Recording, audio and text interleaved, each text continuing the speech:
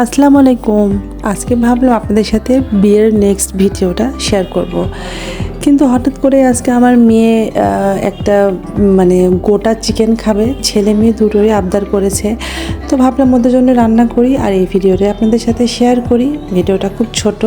আসলে বাচ্চারা কিছু খেতে চাইলে সেটা না বানিয়ে দেওয়া পর্যন্ত মনের মধ্যে একটা মানে অশান্তি কাজ করে, যে বাচ্চা আমার খেতে চাইলো আমি কেন দিলাম না, বা মানে ওরা, আমি জানি যে ওরা এটা গোটা খেতে পারবে না, কিন্তু তারপরেও মনে হয় যে না, যতটুকু খাবে ততটুকুই আলহামদুলিল্লাহ। তো আমার মেয়ে খুব শখ করছিল এবং সকালেই আবদারটা করেই স্কুলে গেছে যে মাম্মি আমি স্কুল থেকে এসে একটা গোটা চিকেন খাবো। তো আমার মেয়ে যেহেতু এখন স্কুলে আছে, আমি এটা রান্না করে আমার মেয়েকে আনতে যাব।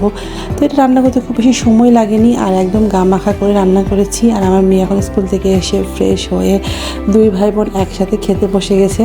তো ভাত খাবে না, শুধু চিকেনটাই খাবে। তো আমি বললাম যতটুকু তোমরা খেতে পারো ততটুকুই খাও। আসলে খেতে পারেনি, একটু খেয়েছিল। তো আলহামদুলিল্লাহ, মানে এটাই দেখে শান্তি আর কি। সবাই ভালো থাকবেন, সুস্থ থাকবেন। আল্লাহ হাফেজ।